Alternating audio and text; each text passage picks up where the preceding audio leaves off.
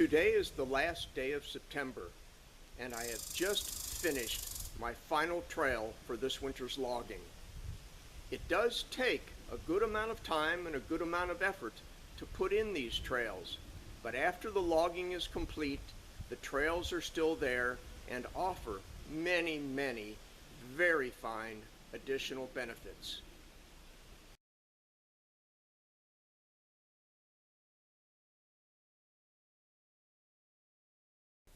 Just to my left here is a small patch of balsam fir. The entire area of this patch is barely 1/4 of an acre. 1/4 of an acre is 1/10 of a hectare, a very small area when we're talking about forest. Right along my side is a skid trail. And not 10 meters over to my left, the ground falls off into a forest of completely different composition. With this skid trail right here, I can manage this small 1/4 acre, 1/10 hectare patch of fir as a separate stand. Without access provided by this skid trail, this small stand of fir would be swallowed up within the larger area of forest. Despite the development of excellent remote sensing technology, I still find frequent boots on the ground inspections not only valuable but personally satisfying. Here you see me walking down a skid trail after completing a harvest of balsam fir. I'm inspecting the residual stand for health, vigor, and damage. In a few more years, I plan to re-enter this stand to harvest much of the aspen. Having this established trail makes this a very pleasant and easy task. Here is another skid trail through a stand that I recently harvested for aspen and balsam fir. The residual stand of red spruce is in great shape and eager to grow for another 100 years or more. This young cedar sapling is also healthy, undamaged, and on its way to becoming a fine tree someday. What you are looking at here was an abandoned agricultural field when I bought the property in 1976. I knew the farmer, now deceased, who as a young man cleared the forest with his father in the late 1940s. They soon discovered that the ground wasn't much good for agriculture and should have been left in trees. I began reforestation in the late 1970s and planted this stand of Japanese larch in 1987. I spaced the rows of trees 10 feet apart, except that every 100 feet I widened the spacing to 12 feet to make tractor trails. These trails have allowed me easy access over the following 30 years and now serve as skid trails during selective harvests. 10 feet is about 3 meters, 12 feet is a little less than 4 meters, and 100 feet is about 30 meters.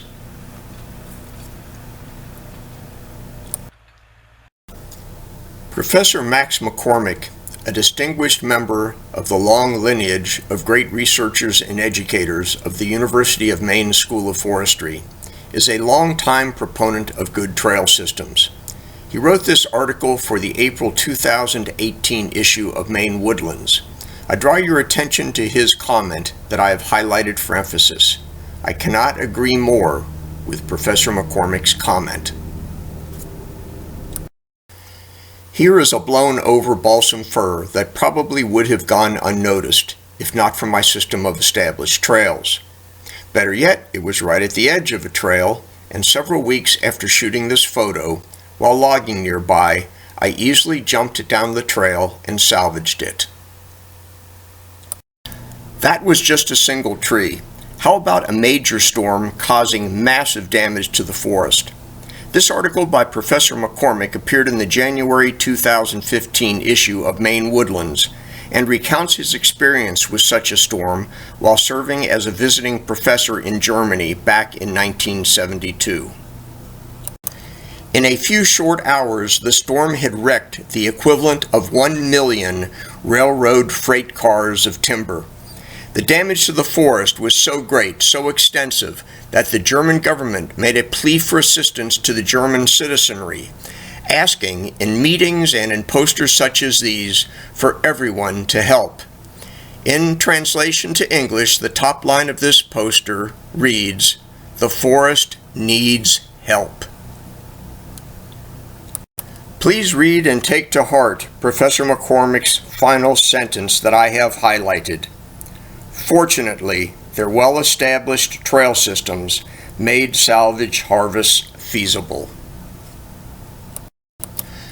You will recognize this book from the final part of my earlier 3-chapter series, Logging with a Farm Tractor in the Boreal Forest of Northeastern USA. The book's last page, as if to further emphasize Professor McCormick's remark, displays this very telling illustration by Niels Forshed, the book's illustrator. A violent storm rages outside the garage, uprooting trees. The emergency alarm is sounding on the wall, and sliding down the fireman's pole is a woodsman, ready to immediately respond. The text, written by Milton Nilsson, reads, "In case of storm damage, you will be able to quickly harvest damaged trees and reduce the danger of insect attack or losses due to rot." One very important lesson of powerful storms is the value of well-established trail systems.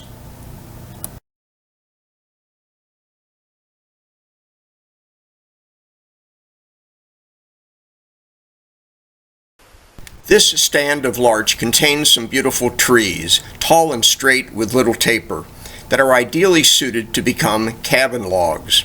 A longtime friend of mine who owns and operates a rustic lodge and conference center miles off the grid in the North Maine woods plans to add an addition. My system of trails allowed him to personally select the trees he wants and mark them with flagging ribbons bearing his initials.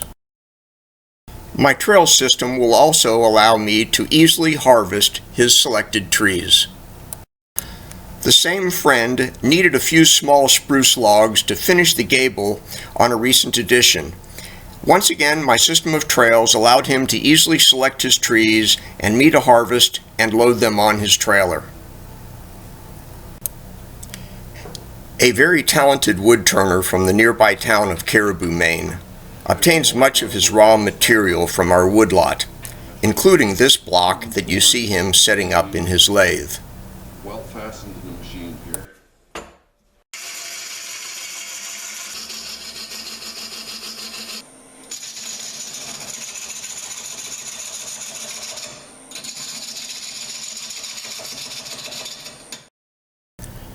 Several months earlier, that maple block was part of this tree.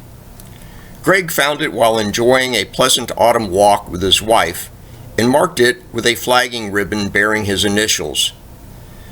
The tree was just about 20 meters to the left of this skid trail. A few months later, Greg returned for me to fell the tree and show me where he wanted it cut into bolts. Hey Greg, good to see you. Hey Vince, how you doing? Let's go down and get those trees. I haven't broken my trail down to them, but I'm sure we'll be able to get down there with the tractor without any problem. Okay, yeah. Well, Greg, this is one of the trees that you found out here when you came walking in the autumn.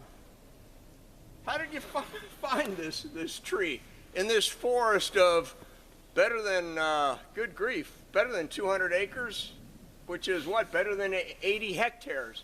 How did you find this tree out here amongst all of this? Well, what I like about your woodlot here is you have a lot of different trails that run parallel, which is similar to going into a grocery store shopping. I was able to walk down these roads and I was looking for something in particular. I was looking for a tree with a lot of irregular growth to it. If this road here hadn't been there, I'd have walked right by this and never seen it. This tree has no commercial lumber value, but to an artist's eye, defects such as this bulge and this seam make it a treasure. Greg's sugar maple had a heavy lean, not in the direction I would have preferred, but that presented no problem. I felled his maple into the tree beside it, then, using a snatch block, winched it down before bucking it into sections and winching it to the trail. Here we are back again in Greg's woodworking shop as he continues rough turning the bowl. Interesting grain to it, and you can see that it's very interesting. I mean, it's unique. Right here is beautiful grain. You got these bark inclusions here. I don't know what I'm going to do with those later, but we'll fix those up somehow. But you see the grain in it? Beautiful. When it was on the stump, it just looked like a tree that was barely fit for firewood, and this is going to turn it into something really special. Yeah, yeah. After months of slow air drying, Greg performed his final turning, and here are the results.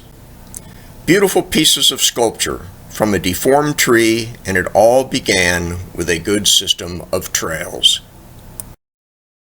Not as pretty as Greg's bowls, but from the practical standpoint, more useful are this maul and this PV handle. A local Amish craftsman turned them from a culled white ash that was easily harvested thanks to our system of trails. He also made a few extra for spares, including a PV handle not shown here that he turned from a bolt of hop hornbeam. Back in 1979, I planted 3,000 white pine seedlings on abandoned agricultural ground, knowing full well that I'd lose some to blister rust and many others would be deformed by the white pine weevil. Over the years, my good system of trails has provided easy access to prune the straight and healthy future crop trees, one of which you see here, and to exploit creative opportunities offered by those deformed by the weevil, like this forked tree, or killed by blister rust, like this tree. The closest fireworks on New Year's Eve are hundreds of miles away, even more if counted in kilometers. But those blister rust-killed pine provide us with something just as good. Thanks to the easy access my trail system provides, each spring I cut about 30 dead pine for our annual New Year's Eve bonfire. Those multiple fork white pine resulting from weevil damage tickle the imagination with possibilities. Here is one put to use as the sign rail in front of our property, and here are more, although not harvested from our woodlot, used as structural posts for this veranda. With a good system of trails, it's easy to select and harvest one tree or a dozen to satisfy anyone's creative imagination. Before moving on, let's return to our sign rail where the central place of honor bears the 50-year anniversary sign of the American Tree Farm system. I want to sing praise for this amazing organization. The American Tree Farm system, a program administered by the American Forest Foundation, is the oldest and largest family forest conservation organization in the United States. Since its birth in 1941, decades before words like sustainable and biodiverse became jargon of the day, the American Tree Farm system devoted itself to those concepts. Sustainable forestry has been part of the American Tree Farm system lexicon long before our family forest became American Tree Farm System certified in 1978. For over 40 years, we have proudly displayed our Tree Farm certificate and, beside it, a poster whose caption poetically expresses so much of the American Tree Farm system's purpose and ethic.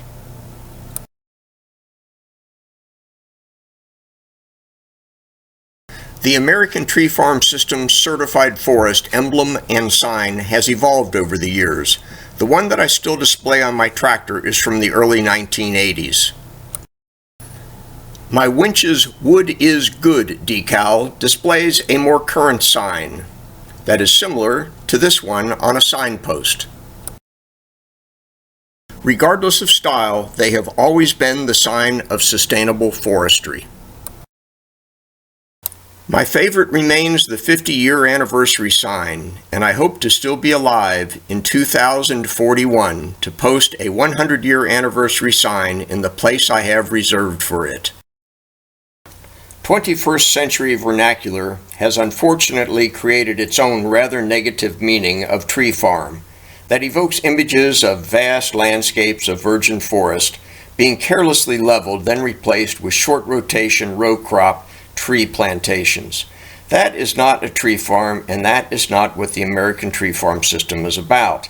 An American tree farm system certified forest is one that has passed rigorous inspection for compliance with the American tree farm system's very demanding standards of sustainability.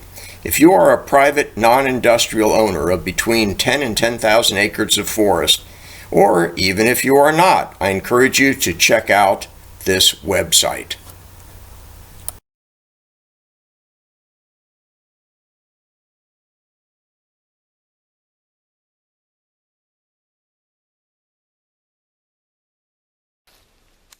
An established system of trails greatly enhances opportunities for recreation and for the enjoyment of the forest's peace and beauty. This hunter is enjoying a lovely autumn stroll along one of my skid trails as he hopes to bag a ruffed grouse or two. By the way, do you recognize this hunter?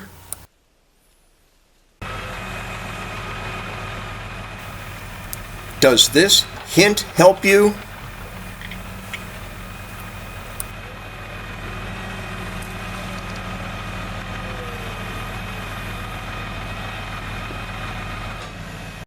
Why, of course, it's George.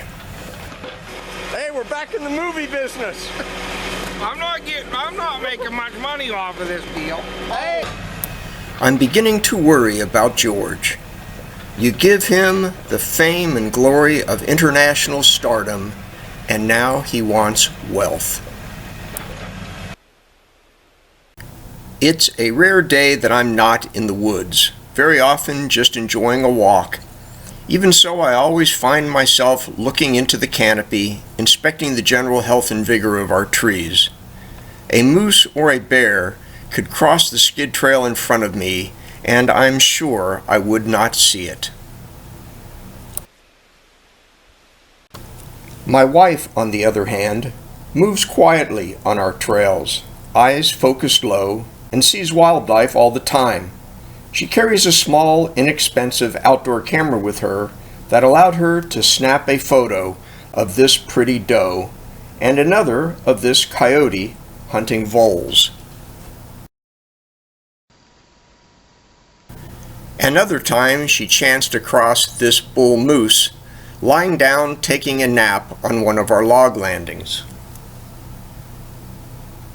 She caught these great video clips of him walking away from his nap to vent some rut aggression on the bushes.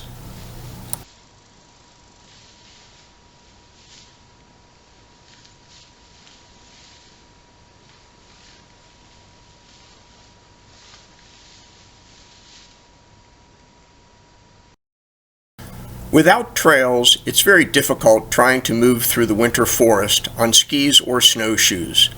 Trails encourage winter recreation of many sorts.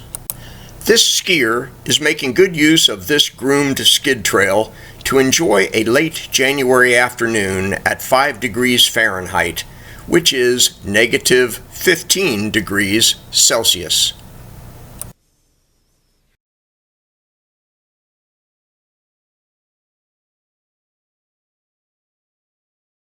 There are critics who object to establishing such a system of permanent trails. One common criticism, and one that I have seen in print in an otherwise respectable forestry publication, is that such systems of trails remove from service areas of land that could otherwise be used to grow trees. Nothing could be further from the truth. Let's perform a simple tabletop exercise that will illustrate my point. The first step in this exercise is to decide upon a stocking density that will result in optimal growth in a unit area of forest land. In the spruce fir forest of northern Maine and in other forest types found in Maine, Quebec, and the Canadian Maritimes, natural regeneration is so prolific and so dense that it seriously impedes growth. Professor McCormick discussed this issue in the December 2011 issue of Swarm News, the predecessor to Maine Woodlands, and I have highlighted this sentence to emphasize his point. A couple months earlier, Professor McCormick published this article in the October 2011 issue of Swarm News. The graph plots study data showing that thinning stands of thick spruce fir regeneration can result in stand volumes at age 40 that are more than 5 times what the stands would contain if left to themselves. Once again, I have highlighted a sentence to emphasize Professor McCormick's point. A large forest products and timberland company that operates in the Canadian Maritimes and also here in northern Maine has several decades of research and experience growing several species of spruce. They like to begin with 729 planted seedlings per acre. With that number, we can now begin our arithmetic. And please excuse me for not converting to metric, the old British system of measurements that we still use here in the USA. As you will see, conversion to metric will neither clarify nor affect the logic of the exercise. Our goal is 729 seedlings per acre.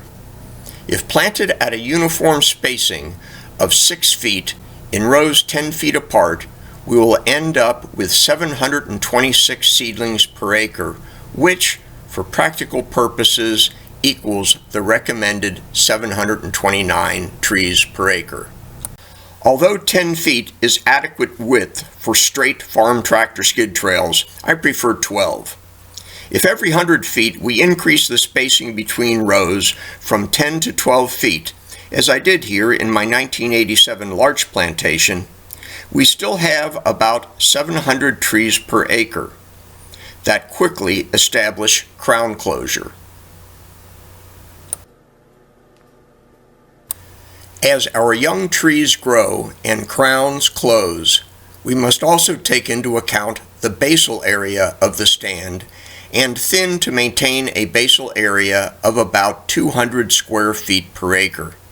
A basal area much higher than that will result in inadequate room for individual trees to grow. Let's quickly return to the woodlot to see a good example of this. I have moved out of the way so that you can better see these two spruce on either side of my skid trail. The one on the left, a Norway spruce, and the one on the right, a white spruce. These trees were planted exactly 12 feet apart. 12 feet is a little less than 4 meters. As these trees have grown, the space between their bark surfaces on either side of the trail is now about 11 feet. Plenty of room for my tractor to get between them. When we take a look upwards at their crowns, you can see that they could easily be spaced wider apart and still have crown closure. And in fact, as these trees continue to grow toward maturity, their spacing would be optimum if they were further apart. By the way, 200 trees, each one 13 inches in diameter, about the size of the Norway spruce and the white spruce I just showed you, spaced 15 feet apart in rows 15 feet apart, yield basal area of about 200 square feet. Let's review our simple arithmetic up to this point. We have about 700 trees per acre, spaced to allow each one adequate room to grow, and every 100 feet we have a 12-foot wide skid trail. As the stand grows, we want to maintain a basal area of about 200 square feet. Here comes the clincher.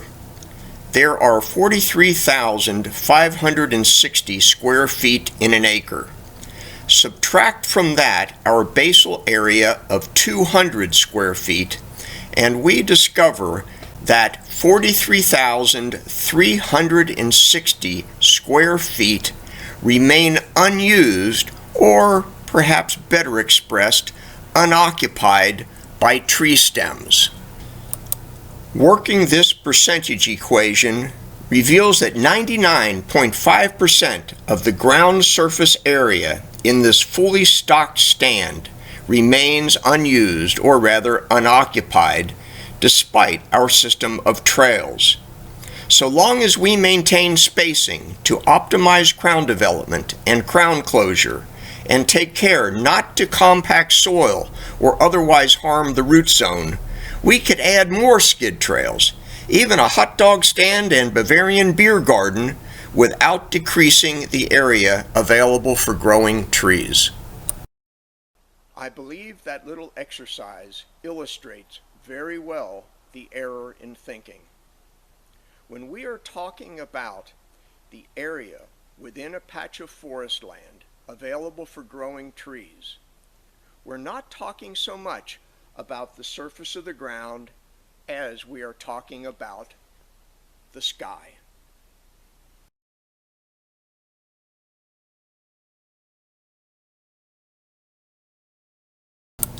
If you are blessed with owning a tropical woodlot abutting the beach of a Caribbean island, you might want to consider paving your skid trails, as seen here, and developing the open area beneath your palm trees as a resort.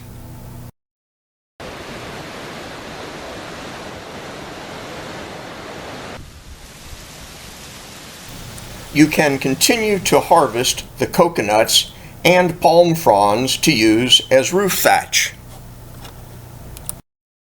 And neither you nor your resort guests will need snowshoes for relaxing wintertime strolls. My wife illustrates this last point well. Here she is in snowshoes taking a wintertime stroll on one of our trails in northern Maine. And here she is without shoes of any sort, taking a wintertime stroll on somebody else's trail in the Dominican Republic. I'm afraid to ask her which she prefers more.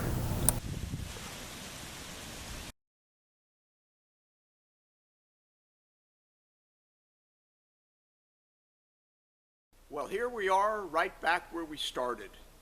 The weather has changed a little bit, however, since October of 2017, when we began this video right in this same spot. Today is January 22nd, 2018. And I have been using this skid trail to harvest the shorter lifespan pioneer species aspen and balsam fir from the stand. After the harvest is complete, this and miles of skid trails from prior harvests will remain and will provide, with little maintenance, the wonderful benefits illustrated throughout this video. I bid you farewell, not from the forest of northern Maine, nor from the warm beaches of the Caribbean, but from the early spring forest of the Central Appalachians. I hope that this video has inspired you, and that, as a result, your woodlot will become a finer place. As always, I not only welcome, but request your comments, criticisms, and suggestions.